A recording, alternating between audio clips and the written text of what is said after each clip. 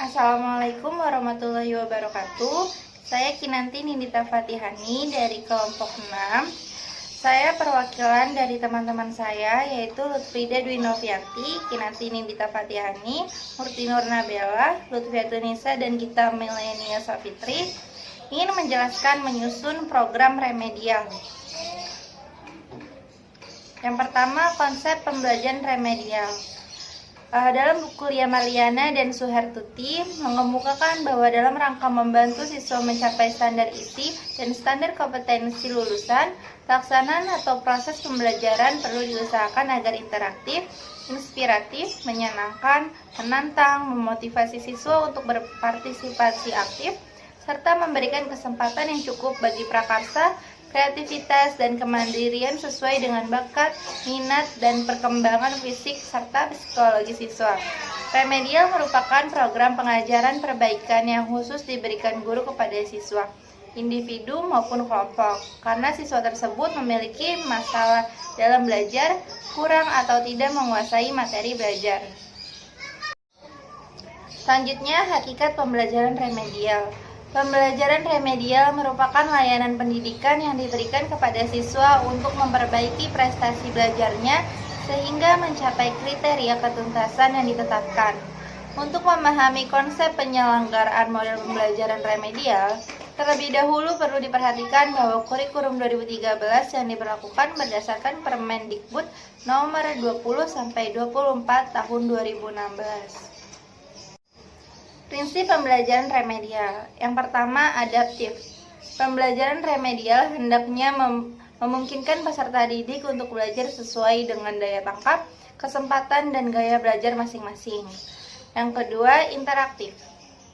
Pembelajaran remedial hendaknya melibatkan keaktifan guru untuk secara intensif berinteraksi dengan peserta didik dan selalu memberikan monitoring dan pengawasan agar mengetahui kemajuan belajar peserta didiknya.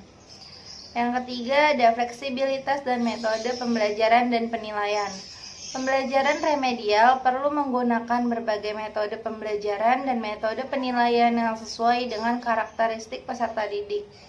Keempat, pemberian umpan balik sesegera mungkin. Umpan balik berupa informasi yang diberikan kepada peserta didik mengenai kemajuan belajarnya perlu diberikan sesegera mungkin agar dapat menghindari kekeliruan belajar yang berturut-turut. Yang terakhir, pelayanan sepanjang waktu. Pembelajaran remedial harus berkesinambungan dan programnya selalu tersedia agar setiap saat peserta didik dapat mengaksesnya sesuai dengan kesempatan masing-masing. Pelaksanaan pembelajaran remedial.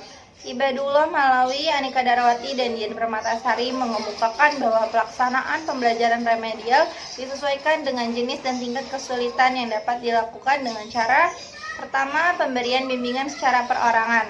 Hal ini dilakukan bila ada beberapa anak yang mengalami kesulitan yang berbeda-beda, sehingga memerlukan bimbingan secara individual.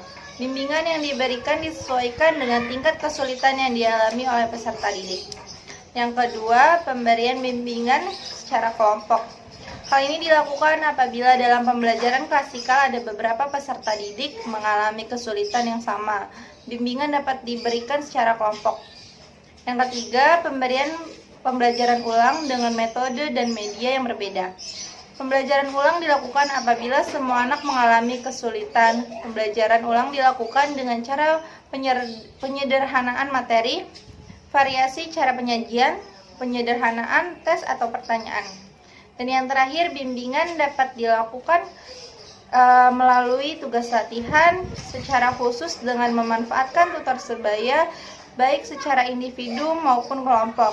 Apabila tingkat kesulitan yang dialami oleh peserta didik memerlukan bimbingan khusus, maka bimbingan harus dilakukan oleh pendidik secara individual maupun kelompok. Bentuk pelaksanaan pembelajaran remedial. Yang pertama, ada pemberian pembelajaran ulang dengan metode dan media yang berbeda. Pembelajaran ulang dapat disampaikan dengan variasi cara penyajian, penyederhanaan tes atau pertanyaan.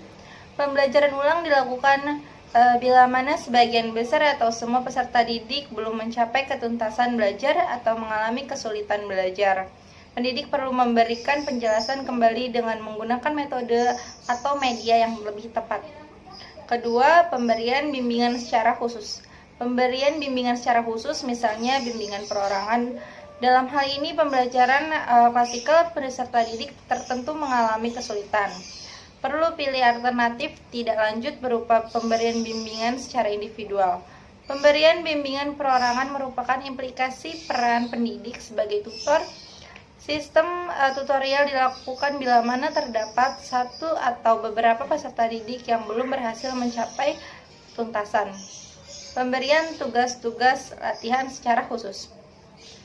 Dalam rangka menerapkan prinsip pengulangan, tugas-tugas latihan perlu diperbanyak agar siswa tidak mengalami kesulitan dalam mengerjakan tes akhir.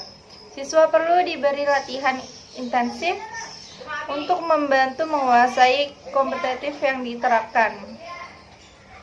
Yang terakhir, pemanfaatan tutor sebaya. Tutor sebaya adalah teman sekelas yang memiliki kecepatan belajar lebih.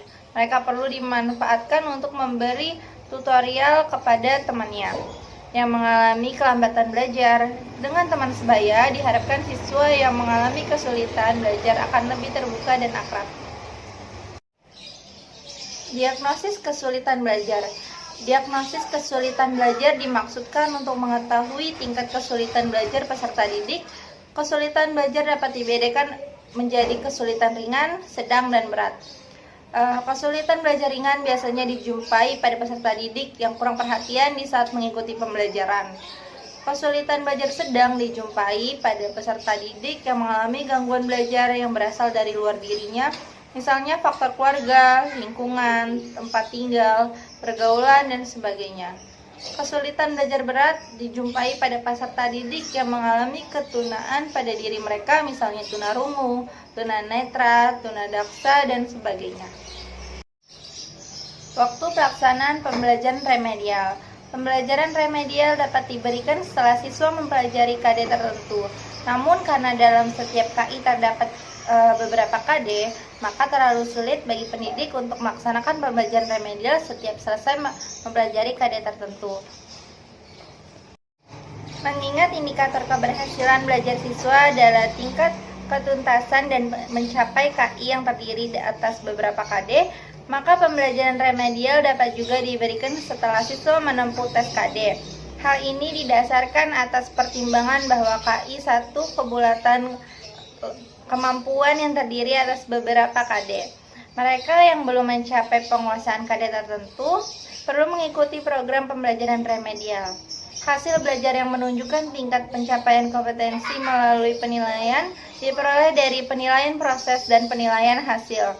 Penilaian proses diperoleh melalui post-test, tes kinerja, observasi, dan lain-lain.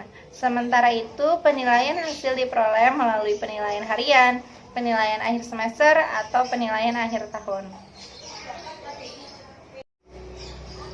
Sekian presentasi dari kelompok kami. Mohon maaf apabila ada kekurangan. Terima kasih atas perhatiannya. Wassalamualaikum warahmatullahi wabarakatuh.